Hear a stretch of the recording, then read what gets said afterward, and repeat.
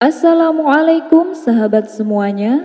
Semoga kita senantiasa diberi kesehatan dan kelancaran rizkinya. Amin ya robbal alamin. Abu Nawas mencuri pintu istana. Dikisahkan, saat musim kemarau melanda masyarakat Baghdad, banyak yang kekurangan air dan selalu kepanasan oleh teriknya sinar matahari. Namun permasalahan ini tak mendapat perhatian dari pihak kerajaan. Baginda Raja malah membuat ruangan baru di dalam istana untuk dirinya sendiri agar lebih nyaman dan sejuk. Bahkan pintu untuk ruangan baru tersebut terbuat dari kayu yang mewah dan mahal.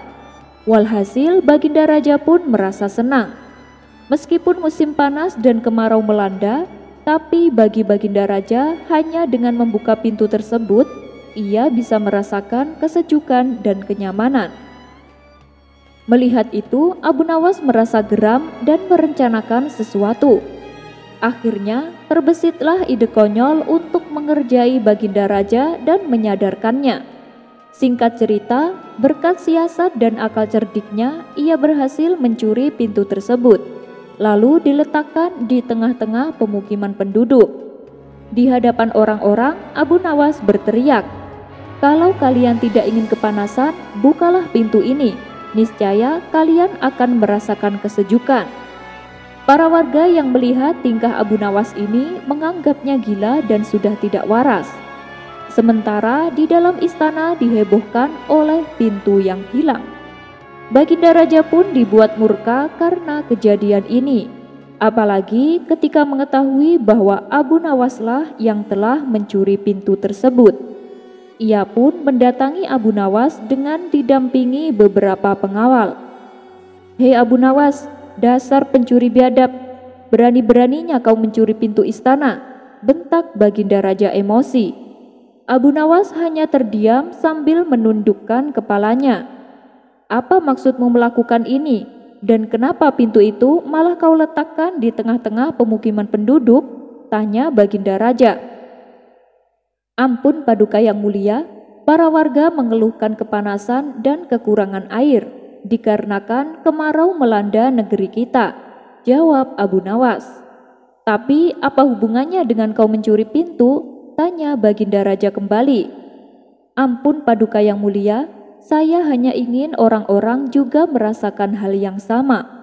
Dengan membuka pintu tersebut, mereka bisa merasakan sejuk dan nyaman seperti yang Paduka rasakan.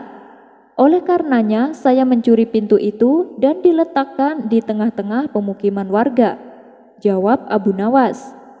"Lalu, apakah kau berhasil? Mereka tetap kepanasan bukan? Kau jangan konyol Abu Nawas," balas Baginda Raja. "Benar Paduka yang mulia, mereka masih tetap kepanasan. Sekarang tinggal Paduka yang meneruskan. Bagaimana caranya agar rakyat Paduka bisa merasakan sejuk dan nyaman dan tidak kekurangan air?" jelas Abu Nawas. Mendengar penjelasan tersebut, seketika Baginda Raja terdiam. Amarahnya yang tadinya memuncak berubah menjadi tenang. Ia pun mulai menyadari bahwa ia hanya mementingkan dirinya sendiri, tanpa mempedulikan nasib rakyatnya yang selalu kepanasan dan kekurangan air. Berkat perjuangan Abu Nawas, akhirnya Baginda Raja membuat sumur-sumur di berbagai tempat pemukiman. Baginda Raja juga mendirikan tenda-tenda di setiap tempat untuk warganya berteduh.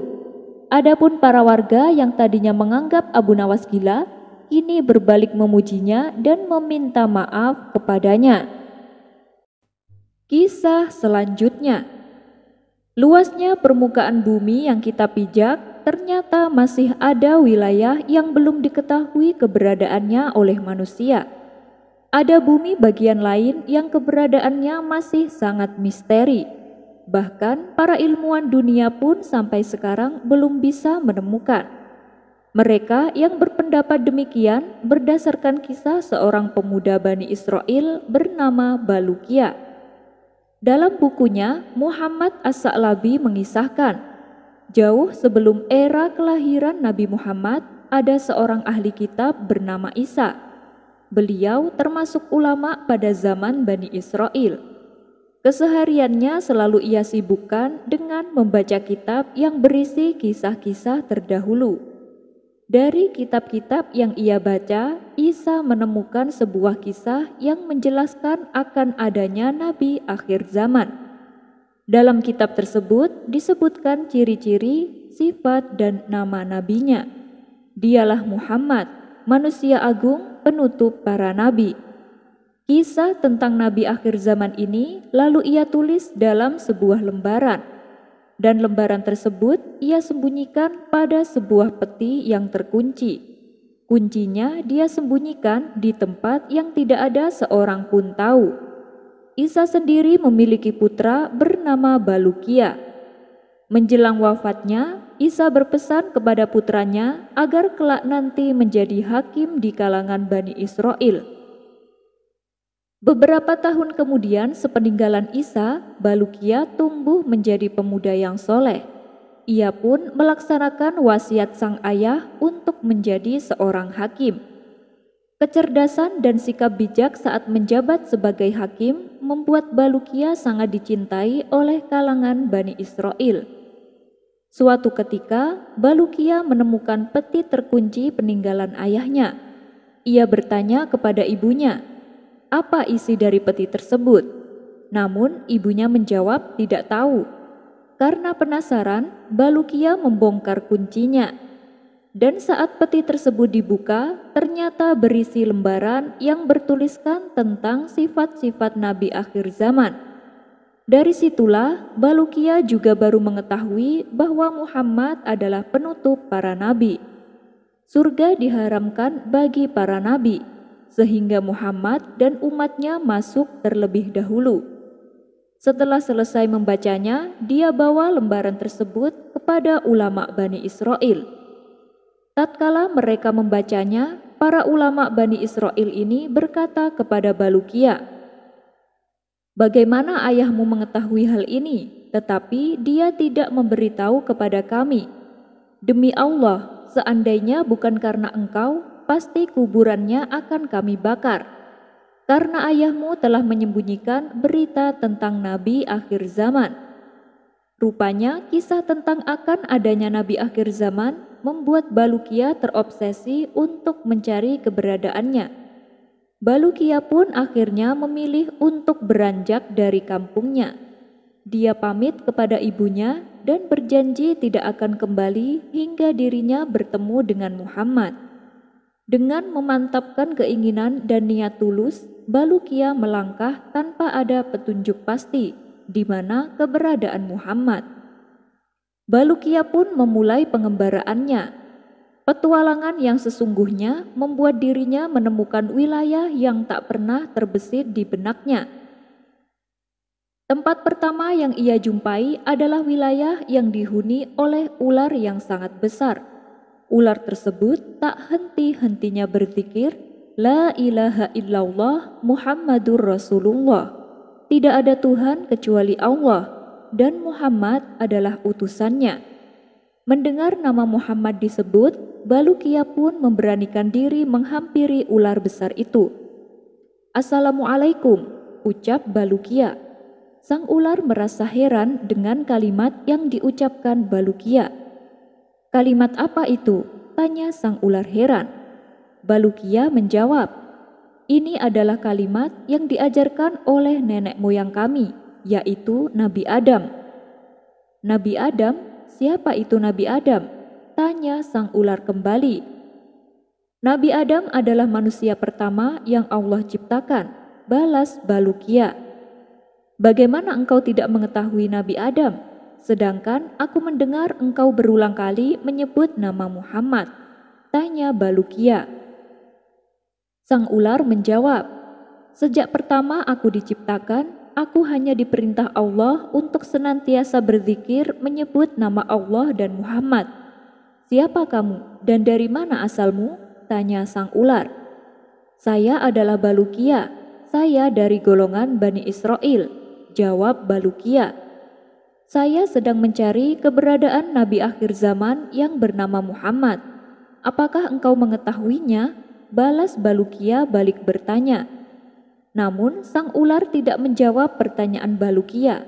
Ia malah bercerita tentang tugas yang diberikan Allah, yaitu mengawasi semua ular yang ada di dunia. Sedikit saja ular itu lengah, maka semua ular di dunia akan bergerak mengancam kehidupan manusia, ujar sang ular. Karena tidak ada jawaban yang pasti dari sang ular, Balukia pun memutuskan untuk melanjutkan perjalanannya. Perjalanan panjang Balukia membuatnya tak menemukan pemukiman manusia. Pengalaman bertemu ular berukuran besar dan mampu berbicara membuatnya takjub. Namun rasa takjub itu segera dibuangnya jauh-jauh. Dirinya kembali fokus untuk mencari keberadaan Muhammad. Perjalanan panjang dengan sederet keanehan tak berhenti sampai di situ. Balukia menghitung sudah 7 lautan telah dilalui. Dan itu dilaluinya dengan menempuh perjalanan bertahun-tahun. Hingga dirinya pun tiba di suatu wilayah, di mana tempat itu terdapat pohon kurma dari emas. Apabila matahari muncul menyinarinya, maka ia mengeluarkan sinar seperti kilat, sehingga tidak ada mata yang mampu untuk melihatnya. Karena kuat sekali kilauannya, di situ juga ada pepohonan yang besar buahnya. Karena merasa lapar, Balukia lalu mencoba mengambil salah satu buah dari pohon tersebut. Namun saat Balukia mengulurkan tangannya untuk mengambil buah, tiba-tiba pohon itu menyeru, "Menjauhlah dariku." Balukia pun kaget. Ia segera mundur dan terdiam. Belum hilang rasa herannya, ia kembali melihat peristiwa yang membuatnya tercengang. Tiba-tiba ada satu rombongan turun dari langit. Di tangan mereka ada pedang terhunus. Ketika mereka melihat Balukia, salah satu dari mereka berkata, "Bagaimana engkau sampai ke tempat ini?" Sejenak Balukia hanya memandang takjub. Kemudian ia pun menjawab, "Saya dari Bani Israel, nama saya Balukia." "Lalu kalian siapa?" tanya balik Balukia. Mereka pun menjawab, "Kami adalah kaum jin yang beriman. Asalnya kami berada di langit. Kemudian Allah menurunkan kami ke bumi. Kami diperintahkan untuk memerangi jin kafir di muka bumi ini. Sekarang kami akan memerangi mereka." Keajaiban demi keajaiban dialami oleh Balukia. Namun semua itu tak membuatnya mengurungkan niatnya untuk mencari keberadaan Muhammad. Balukia terus melanjutkan pengembaraannya. Di tengah perjalanan, Balukia dikagetkan dengan sosok makhluk tinggi besar. Tangan kanannya berada di timur, sedangkan tangan kirinya ada di sebelah barat. Mulutnya senantiasa berzikir menyebut nama Allah dan Muhammad. Balukia mendekati dan mengucapkan salam kepadanya. Makhluk itu menjawab salam dan bertanya, "Siapa kamu?" Balukia menjawab, "Aku adalah Balukia. Aku dari golongan Bani Israel. Aku pergi dalam rangka mencari penutup para nabi." "Lalu siapakah engkau?" Balukia balik bertanya. Lalu makhluk itu menjawab, "Saya adalah malaikat yang ditugaskan oleh Allah untuk mengurusi gelapnya malam dan terangnya siang." Balukia kembali bertanya, "Apa 2 baris yang ada di keningmu?" Malaikat itu menjawab, "Dalam 2 baris ini tertulis tambahan malam dan siang, serta pengurangannya. Aku tidak menahan malam kecuali dengan ukuran yang telah ditentukan." Setelah itu, Balukia kembali melanjutkan perjalanannya. Di tengah perjalanan, ia kembali menjumpai sosok makhluk yang tidak kalah besar dengan makhluk yang pertama. Makhluk itu senantiasa berzikir menyebut nama Allah dan Muhammad. Balukia mengucapkan salam kepadanya. Makhluk itu pun menjawabnya. Balukia lalu bertanya, "Siapakah engkau?" Makhluk itu menjawab, "Aku adalah malaikat yang ditugaskan menangani angin. Aku tidak akan melepaskan angin kecuali atas izin Allah. Aku juga menggenggam laut. Seandainya tidak demikian, tentu semua yang ada di muka bumi akan binasa." Keanehan demi keanehan, Balukia mencoba terbiasa dengan lingkungan yang dihadapinya. Semangat untuk mencari keberadaan Muhammad sangat menggebu-gebu, hingga akhirnya Balukia tiba di Gunung Qaf. Gunung itu terbuat dari yakut hijau dan mengelilingi dunia seluruhnya. Karena pancaran sinar Gunung Qaf tersebut, langit terlihat berwarna biru. Allah menugaskan penanganan gunung ini kepada seorang malaikat. Apabila Allah hendak mengguncangkan sebagian bumi, Dia memerintahkan malaikat tersebut untuk menggerakkan lapisan yang tersambung dari belahan bumi tersebut ke Gunung Qaf. Apabila Allah hendak menenggelamkan suatu desa beserta isinya, maka Allah mengizinkan kepada malaikat itu untuk memotong lapisan kampung tersebut dari bumi. Balukia bertanya kepada malaikat itu, "Apa yang ada di belakang bumi ini?" Malaikat tersebut menjawab, "Di belakang gunung ini ada 40.000 kota selain kota-kota di dunia. Kota itu terbuat dari emas dan perak. Tidak ada siang dan malam. Penduduknya adalah para malaikat yang tidak pernah lelah bertasbih kepada Allah." Balukia kembali bertanya, "Lalu apa di belakang kota-kota itu?"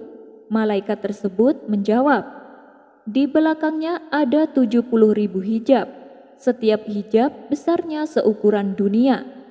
Tidak ada seorang pun yang mengetahui di balik hijab itu kecuali Allah."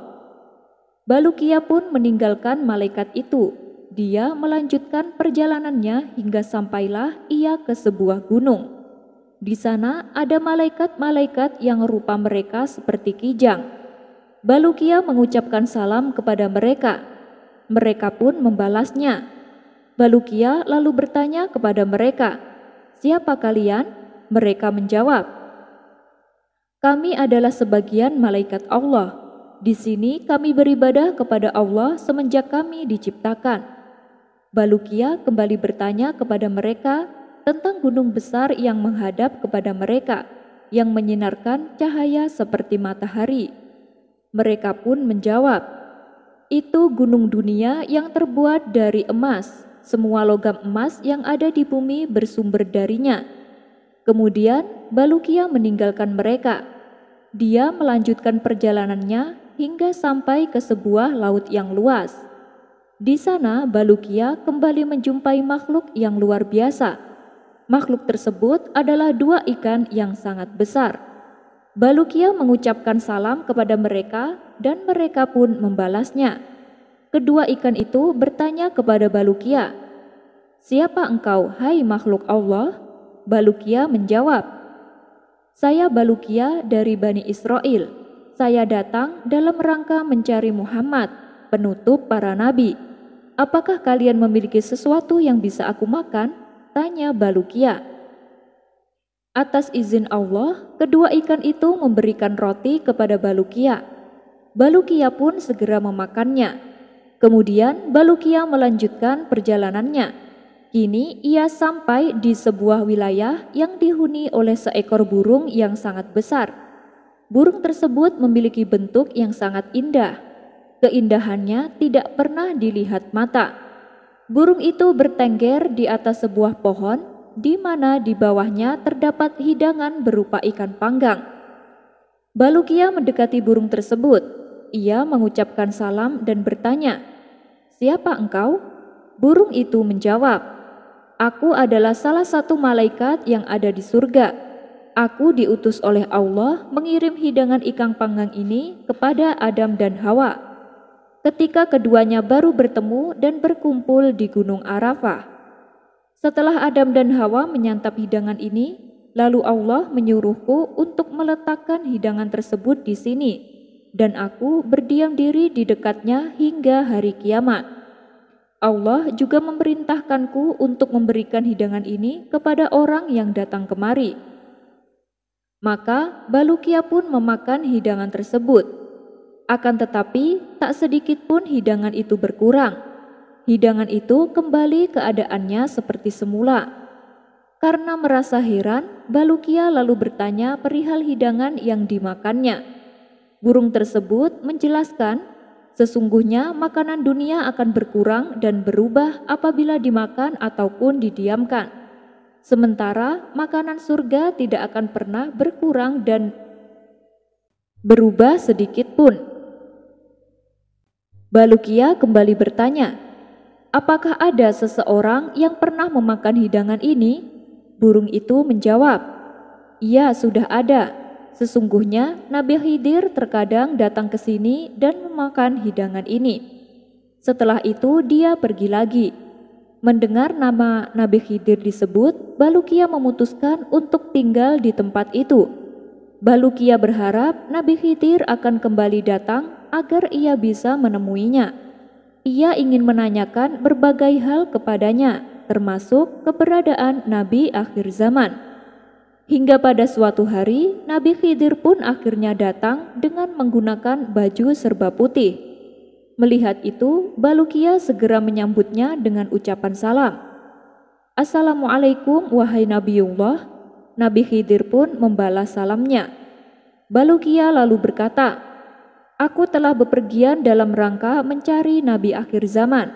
Hingga akhirnya aku sampai ke tempat ini. Aku sengaja diam di tempat ini untuk menunggu kedatanganmu agar engkau memberitahu tentang keberadaan Nabi akhir zaman, ujar Balukia. Nabi Khidir membalas, hai Balukia, sesungguhnya Nabi akhir zaman tidak akan muncul saat ini, dan engkau tidak akan bertemu dengannya sekarang ini. Hei Balukia, tahukah engkau berapa jarak antara kamu dengan ibumu? Tanya Nabi Khidir. Balukia menjawab, tidak, aku tidak tahu. Jaraknya adalah 50 tahun perjalanan, jawab Nabi Khidir. Maukah kamu aku letakkan di hadapan ibumu? Tanya Nabi Khidir. Balukia mengiyakan dan Nabi Khidir menyuruhnya untuk memejamkan mata. Ketika Balukia membuka matanya kembali, tiba-tiba ia sudah berada di hadapan ibunya. Kedatangan Balukia membuat ibunya terkejut. Pasalnya, ibunya melihat seekor burung putih telah membawa Balukia kembali ke sini. Lalu, burung itu menghilang dengan cepat. Sejak peristiwa itu, Balukia menceritakan semua kisahnya kepada ibunya. Ia juga menceritakan kisah perjalanannya yang penuh dengan keajaiban di hadapan kalangan Bani Israel. Kisah tentang Balukia ini lalu diabadikan oleh kaum Bani Israel dalam sebuah kisah-kisah Israiliyat. Menurut riwayat, Balukia berumur sampai 1000 tahun. Benar atau tidaknya kisah ini? Wallahu a'lam bishawab. Tapi dari kisah ini mengandung hikmah, betapa beruntungnya kita menjadi umat Nabi Muhammad SAW. Persembahan air surga adalah Haris dan Naisa, sepasang suami istri dari suku Badui. Hidup mereka selalu berpindah-pindah tempat dengan membawa tendanya yang butut dan seekor unta sebagai kendaraannya. Dimanapun mereka menemukan tempat yang ditumbuhi beberapa pohon kurma, mereka selalu singgah. Begitu pula saat menemukan rumput belukar yang ada di kolam dengan air kotor, mereka pasti singgah di tempat tersebut. Kehidupan semacam itu telah mereka jalani bertahun-tahun lamanya. Dan Haris jarang sekali melakukan sesuatu di luar kebiasaannya sehari-hari, yaitu menjerat tikus gurun untuk diambil kulitnya, memintal tali dari serat kurma untuk dijual kepada kafilah yang lewat. Dan pada suatu hari dalam pengembaraannya, mereka menemukan mata air di tengah-tengah padang pasir. Kemudian Haris berhenti untuk mencicipinya. Wah, air ini seperti air dari surga, rasanya lezat sekali, teriak Haris kegirangan. Sang istri pun ikut turun dan mencicipinya. Iya, benar sekali suamiku, air ini rasanya enak sekali, balas sang istri. Kalau begitu, air ini harus kita bawa kepada orang yang bisa menghormatinya. ujar Haris. Ia pun memasukkan air tersebut ke dalam 2 kantong yang terbuat dari kulit kambing. Yang satu untuk bekal perjalanan dan yang satunya lagi akan dipersembahkan kepada Baginda Raja. Maka berangkatlah mereka menuju Baghdad untuk menemui Raja Harun ar-Rasyid. Mereka berjalan terus tanpa berhenti kecuali untuk mengunyah beberapa buah kurma. Beberapa hari kemudian, sampailah mereka di Baghdad dan langsung menuju istana. Ketika hendak masuk gerbang istana, mereka dicegat oleh pengawal. "Mau apa kalian? Ada keperluan apa datang kemari?" tanya si pengawal. "Ini, kami membawakan air istimewa. Air ini rasanya seperti air surga," jawab Haris dan istrinya. Keduanya pun diperbolehkan masuk dan diantar menghadap Baginda Raja. "Siapa kalian dan ada keperluan apa datang kemari?" tanya Baginda Raja. "Wahai Paduka yang mulia, perkenalkan, nama saya Haris. Saya adalah seorang badui yang miskin. Meskipun saya hanya tahu sedikit tentang hal-hal lain, tapi kami sangat mengetahui segala macam air di padang pasir. Dan tujuan saya datang kemari untuk memberitahu bahwa saya telah menemukan mata air yang rasanya lezat seperti air surga," kata Haris menjelaskan. Seketika Baginda Raja terkejut dan penasaran dengan air yang diceritakannya. "Lalu, apakah kau bawa contoh airnya?" tanya Baginda Raja. "Benar Paduka yang mulia, saya membawa contoh airnya dan saya akan mempersembahkan untuk Paduka," jawab Haris. Ketika Baginda Raja mencicipi, ternyata rasanya agak asin seperti air laut. "Air seperti ini kok dibilang air surga? Apanya yang lezat?" pikir Baginda Raja. Namun Baginda Raja tersadar bahwa yang dihadapinya adalah seorang badui. Wajar bila mereka menganggap air tersebut terasa lezat, sebab dengan hidup berkelana di padang pasir, mereka sulit menemukan air yang bersih dan jernih. "Baiklah Haris, atas penemuan kalian akan kuberi upah 1000 keping emas. Dan mengenai mata air yang kalian temukan itu, silahkan bagi kepada kafilah yang lewat," tutur Baginda Raja.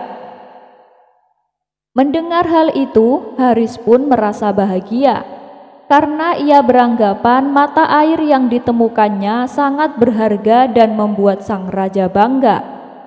Kemudian Baginda Raja memanggil kepala pengawal dan berbisik kepadanya, "Yang bagi kita bukan apa-apa, baginya segala-galanya.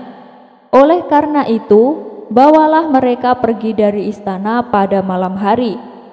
Tapi ingat, jangan sampai mereka melihat sungai Tigris, apalagi sampai mencicipi airnya. Kawal mereka hingga keluar gerbang kota," perintah Baginda Raja. Begitulah sifat Raja Harun ar-Rasyid. Ia tetap menghormati persembahan rakyatnya tanpa harus membuatnya tersinggung. Bahkan ia malah memberinya hadiah. Kisah selanjutnya. Dikisahkan ketika Abu Nawas hendak ke rumah Abu Jahil, di tengah jalan ia berpapasan dengan beberapa pengawal istana. "Wahai Tuan Abu, kebetulan sekali kita ketemu di sini. Ada yang ingin saya sampaikan," kata salah satu pengawal. "Memangnya ada hal penting apa?" tanya Abu Nawas. Kemudian mereka memberitahu bahwa hari ini Abu Nawas diperintah Baginda Raja untuk datang menghadap ke istana. Abu Nawas pun bingung, karena hari ini ia sudah berjanji akan membantu Abu Jahil membetulkan genteng rumahnya yang bocor. Tapi kalau ia menolak perintah tersebut, bisa-bisa Baginda Raja akan menghukumnya. Namun, Abu Nawas adalah tipe orang yang selalu menepati janji. Ia pun memilih membantu Abu Jahil daripada menemui Baginda Raja. Akhirnya ia menemukan solusi supaya tidak perlu datang ke istana tanpa mendapatkan hukuman sang raja. Ia lalu berkata kepada para pengawal bahwa dirinya tidak bisa menghadap sang raja karena ada suatu alasan. Mendengar penjelasan Abu Nawas, mereka pun mengucapkan bela sungkawa dan pergi berlalu dari hadapan Abu Nawas. Sementara Abu Nawas kembali melanjutkan perjalanannya menuju rumah Abu Jahil. Setibanya di sana, Abu Nawas disambut hangat. "Terima kasih Abu Nawas, kau sudah berkenan mau membantuku," kata Abu Jahil. "Iya nih, padahal tadi ada utusan istana menyuruhku untuk menghadap Baginda Raja," jawab Abu Nawas. "Lalu bagaimana? Apakah kau tak jadi pembantuku?" tanya Abu Jahil dengan nada kecewa. "Jangan khawatir, aku sudah janji sama kamu, tidak mungkin aku ingkari. Aku terpaksa menolak sang raja," jelas Abu Nawas. "Kau serius Abu Nawas? Apa kau tidak takut dihukum?" tanya Abu Jahil cemas. Dengan tersenyum Abu Nawas berkata, "Sudah, tak perlu kau risaukan. Ayo aku bantu betulkan gentengmu." Melihat sikap Abu Nawas yang sangat peduli membuat Abu Jahil merasa terharu. Ia pun menyesali sikapnya yang selama ini selalu memusuhi Abu Nawas. "Ternyata kau adalah kawan yang baik Abu Nawas. Kau rela menolak perintah raja hanya demi untuk membantuku," batin Abu Jahil. Tak terasa air mata Abu Jahil menetes membasahi pipi. "Hai Abu Jahil, mana tangganya?" teriak Abu Nawas dari luar. Abu Jahil segera bergegas mengambil tangga dan memberikannya kepada Abu Nawas. Abu Nawas pun naik ke atap dan mulai membetulkan genteng. Tidak berapa lama datanglah tetangga Abu Nawas. "Hai Abu Nawas, turunlah sebentar. Ada hal penting yang ingin aku katakan," teriak tetangganya. Terpaksa Abu Nawas menghentikan pekerjaannya dan turun ke bawah menghampiri tetangganya. "Ada apa?" tanya Abu Nawas penasaran. "Aku ingin pinjam uang Abu Nawas," jawab tetangganya. Abu Nawas pun menjadi kesal. "Kenapa tidak kau bilang saat aku masih di atas?" tukas Abu Nawas. "Aku malu kalau ada orang lain yang mendengar," balas tetangganya. Tanpa memberi jawaban, Abu Nawas kembali naik ke atap dan melanjutkan pekerjaannya. Tetangganya ini pun menjadi bingung dan kembali berteriak. "Bagaimana Abu Nawas?" tanyanya. "Naiklah ke atas, akan aku beri jawaban," jawab Abu Nawas. Ketika ia sudah sampai di atap, ia kembali bertanya, "Bagaimana Abu Nawas? Aku ingin pinjam uang kepadamu." Sambil membetulkan genteng, Abu Nawas menoleh ke arahnya. "Aku tidak punya uang," ucap Abu Nawas. "Kenapa tidak kau katakan saat aku masih di bawah?" kata tetangganya merasa kesal. "Aku malu kalau ada orang lain yang mendengar bahwa aku sedang tidak punya uang," jelas Abu Nawas. Dengan perasaan kecewa, tetangganya ini turun ke bawah dan pergi berlalu. Singkat cerita, setelah pekerjaannya selesai, Abu Nawas pun dipersilahkan makan dan diberi upah oleh Abu Jahil. "Makasih ya Abu Nawas, kau telah bersedia menolongku," kata Abu Jahil. "Iya sama-sama," jawab Abu Nawas. Ketika sedang asyik-asyiknya menikmati makanan, Abu Jahil melihat dari jendela beberapa utusan istana berjalan menuju ke arah rumahnya. "Hai Abu Nawas, sepertinya ada orang-orang istana hendak kemari. Sembunyilah, pasti mereka sedang mencarimu," kata Abu Jahil memberitahu. "Bukan aku yang harus sembunyi, tapi kamu yang harus sembunyi," balas Abu Nawas. "Apa maksudmu Abu Nawas? Kenapa aku?" tanya Abu Jahil heran. "Begini, tadi pagi waktu aku menolak dipanggil ke istana, aku beralasan kawanku yang bernama Abu Jahil meninggal. Ayo cepat sembunyi sebelum mereka melihatmu, ucap Abu Nawas. Jadi tujuan mereka datang kemari untuk melayat jenazahku? Tanya Abu Jahil. Iya benar, ayo cepetan sembunyi, perintah Abu Nawas. Kurang ajar kau Abu Nawas, sudah aku bela-belain sampai menangis karena terharu dengan pengorbananmu.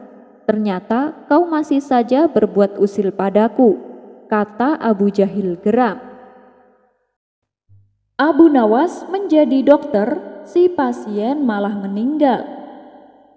Suatu ketika ada salah satu warga yang suaminya menderita penyakit batuk dalam waktu yang cukup lama. Ia sudah mendatangi semua tabib yang ada di kota Baghdad. Namun penyakit sang suami tak kunjung sembuh.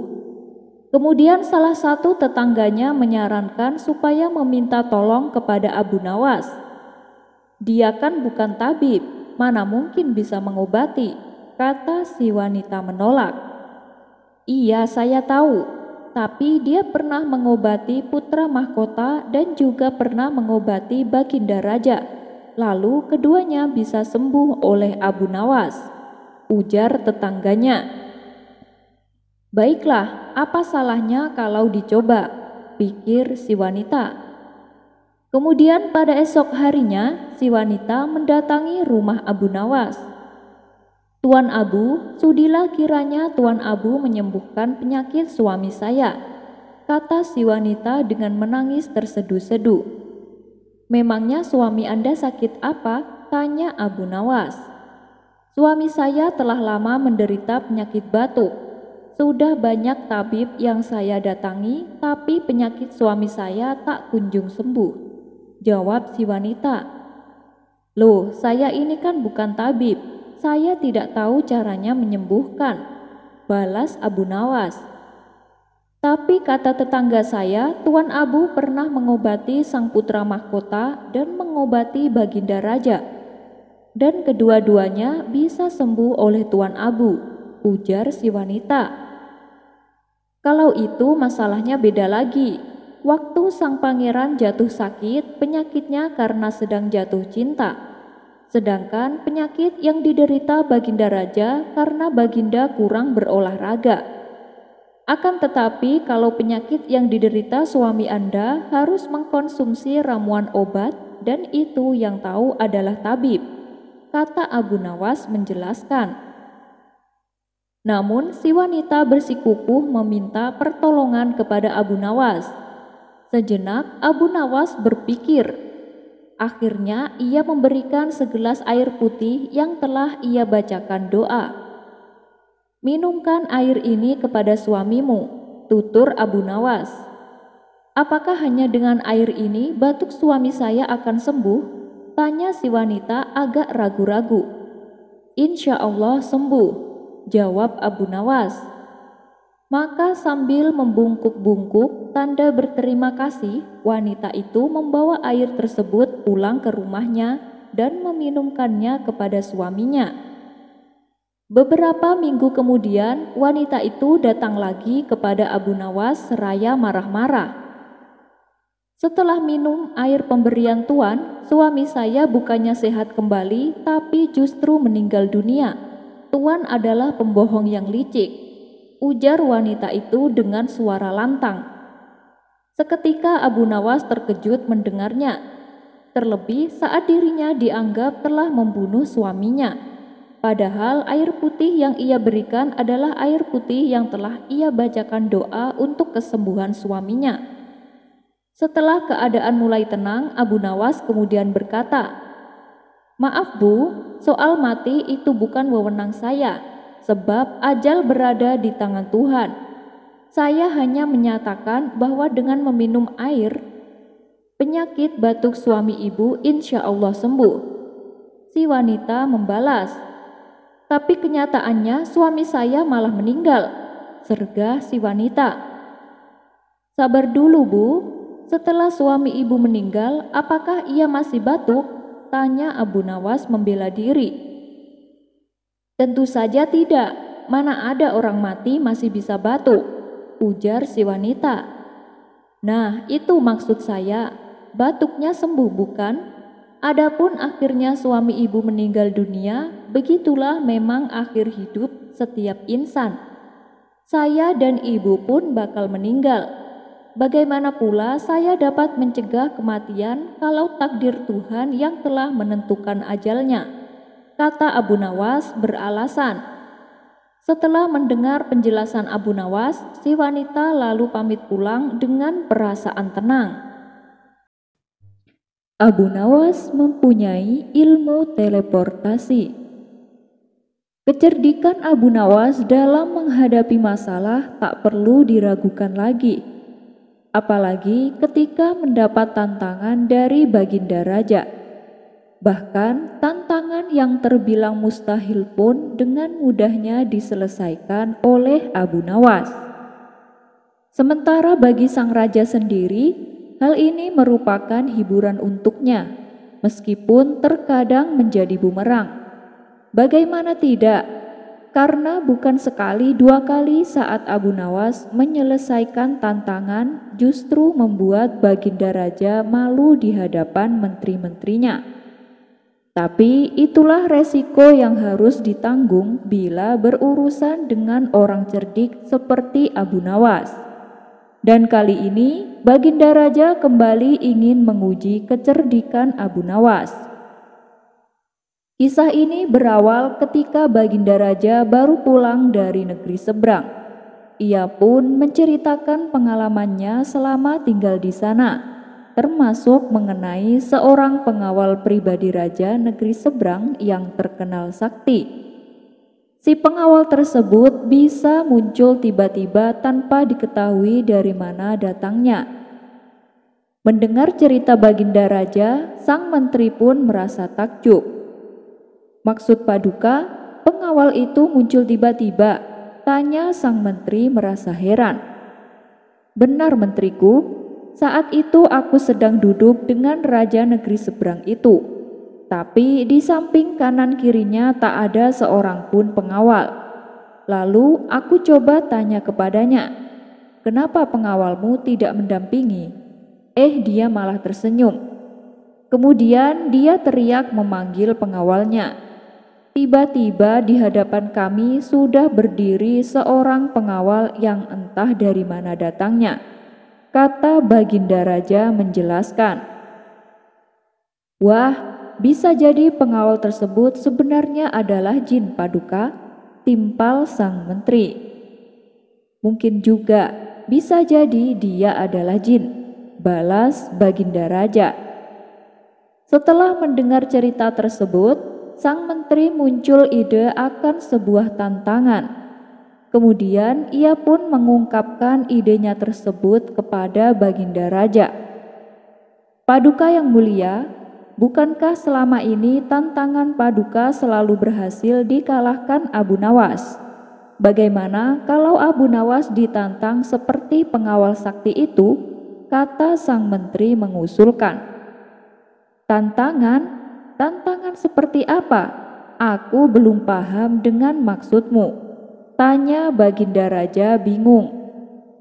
Begini Paduka, Abu Nawas kita tantang hadir di depan Paduka. Tapi tidak boleh dengan jalan kaki, tidak boleh berkendara, dan tidak boleh kelihatan. Dia harus datang tiba-tiba, seperti pengawal sakti itu, kata sang menteri menjelaskan. Bagus sekali idemu, aku setuju. Kali ini Abu Nawas pasti akan kalah, balas Baginda Raja kegirangan. Tanpa membuang-buang waktu, Baginda Raja langsung memerintahkan beberapa pengawal untuk memanggil Abu Nawas. Dan singkat cerita, datanglah Abu Nawas menghadap Baginda Raja. Hei Abu Nawas, apakah kau masih berani menerima tantanganku? Tanya Baginda Raja. Tentu saja saya berani Paduka. Tapi saya perlu tahu apa imbalannya kalau saya berhasil, kata Abu Nawas balik bertanya. Karena tantangan ini sangat sulit dan mustahil, hadiahnya akan aku tambahkan menjadi 1000 dinar. Tapi bila kamu gagal, Sebagai hukumannya, kamu harus memandikan kuda-kuda istana selama sebulan. Dan semua hadiah yang selama ini aku berikan harus kamu kembalikan, karena hadiah tersebut akan aku serahkan kepada menteriku, sebab dialah yang punya ide tantangan ini. Apa kamu bersedia? Tanya Baginda Raja kembali. Mendengar hadiah yang begitu besar, spontan Abu Nawas langsung tergiur. "Siap Paduka yang mulia, saya sangat bersedia," sahut Abu Nawas dengan muka berseri-seri. Kemudian Baginda Raja memberitahu tantangan yang akan ia berikan. "Abu Nawas, dengar baik-baik. Tantangannya, besok kamu harus ada di sini persis seperti sekarang ini, berdiri tepat di hadapanku. Tapi ada syaratnya. Kamu ke sini tidak boleh berjalan kaki, tidak boleh naik kendaraan, dan tidak boleh terlihat oleh siapapun. Pokoknya tahu-tahu kamu sudah ada di sini," jelas Baginda Raja. Seketika jantung Abu Nawas langsung berdebar kencang mendengar tantangan tersebut. "Waduh, ini tantangan yang mustahil. Mana mungkin aku bisa melakukannya?" pikir Abu Nawas. Di tengah kebingungan Abu Nawas, Baginda Raja kembali berkata, "Gimana Abu Nawas? Kalau kamu membatalkan tantangan ini, itu sama saja kamu mengaku kalah. Dan itu berarti kamu harus menjalani hukuman dan menyerahkan semua hadiahmu kepada menteriku." Sementara sang menteri merasa puas dengan ide tantangan yang dimilikinya.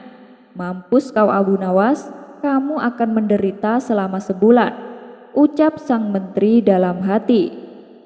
Nasi sudah menjadi bubur. Abu Nawas tak mungkin membatalkan tantangan tersebut. Ia pun lalu memohon diri kepada Baginda Raja untuk pamit pulang ke rumahnya. Setibanya di rumah, Abu Nawas duduk di teras depan sambil memutar otaknya. Ia terus memikirkan cara agar terlepas dari hukuman. Namun sampai waktu menjelang sore, ia tak juga menemukan solusinya. Hampir saja Abu Nawas dibuat stres karena akal cerdiknya selalu menemukan jalan buntu. Saat ia tengah termenung, salah seorang tetangganya lewat di depan Abu Nawas dengan memanggul karung besar. Iseng-iseng Abu Nawas bertanya kepadanya, "Hei kawan, bawa apa kau itu?" Dengan masih memanggul karung, tetangganya pun menjawab, "Kambing Abu Nawas." "Loh, kambing? Kenapa tidak dituntun saja? Kan lebih gampang," kata Abu Nawas menyarankan. "Ini sih sengaja Abu Nawas, biar orang-orang tidak tahu kalau aku bawa kambing. Malu," balas tetangganya. Dari situlah akhirnya Abu Nawas menemukan solusi atas tantangan Baginda Raja. Kemudian Abu Nawas pergi menemui menteri yang mempunyai ide tantangan tersebut. "Tuan Menteri, pusing saya. Sepertinya besok saya akan dihukum. Tapi saya bisa minta tolong gak Tuan Menteri?" pinta Abu Nawas. "Mau minta tolong apa?" tanya sang menteri. "Begini Tuan, besok saya minta tolong ambilkan karung yang ada di rumahku dan bawalah ke hadapan Baginda Raja," ucap Abu Nawas. "Memang apa isinya karung itu Abu Nawas?" tanya sang menteri kembali. "Isinya semua hadiah dari Baginda Raja Tuan Menteri. Selama ini aku kumpulkan di dalam karung tersebut. Bukankah nantinya juga akan menjadi milikmu?" ujar Abu Nawas. "Oh, baiklah Abu Nawas, besok aku bawakan," balas sang menteri. Esok paginya, sang menteri menuju rumah Abu Nawas. Sesampainya di sana, ia hanya menjumpai istrinya. "Mana Abu Nawas?" tanya sang menteri. "Abu Nawas sudah berangkat ke istana Tuan," jawab istri Abu Nawas. Kemudian istri Abu Nawas menunjukkan karung yang akan dibawa oleh Tuan Menteri. Dengan hati gembira, sang menteri memanggul karung tersebut sampai ke istana. Meskipun terik matahari sangat panas, tak membuat sang menteri merasa letih, karena rasa letihnya terobati dengan hadiah yang akan ia dapatkan. Setelah sang menteri tiba di istana, ia pun segera menghadap Baginda Raja. "Itu apa yang kau bawa? Dan mana Abu Nawas?" tanya Baginda Raja. "Bukankah Abu Nawas sudah ke sini?" kata istrinya. "Ia sudah berangkat dari pagi Paduka." "Nah, kalau karung ini isinya katanya semua hadiah yang Abu Nawas kumpulkan," jawab sang menteri. "Mana? Sampai saat ini Abu Nawas belum kelihatan." "Ya sudahlah, kita tunggu saja. Sekarang buka ikatan tali karung itu. Aku ingin melihat isinya." Sang menteri langsung membuka ikatan tali tersebut. Ketika karung itu terbuka, tiba-tiba muncul Abu Nawas dari dalam karung. "Hamba sudah di sini Paduka, seperti yang Paduka inginkan. Tidak berjalan kaki, tidak berkendara, dan tidak diketahui oleh siapapun," ujar Abu Nawas. Sontak Baginda Raja dan menteri terkejut dibuatnya. Baginda Raja pun langsung tertawa terpingkal-pingkal dengan tingkah Abu Nawas ini. "Gila, kamu memang cerdik Abu Nawas," puji Baginda Raja sambil terus tertawa. Sementara sang menteri yang punya ide tantangan ini malah mendapatkan sial.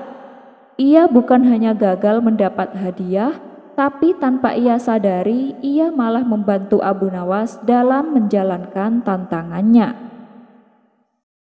Sekian dulu perjumpaan kita kali ini. Sampai bertemu lagi di kisah selanjutnya. Terima kasih yang sudah subscribe dan setia menonton channel ini. Wassalamualaikum warahmatullahi wabarakatuh.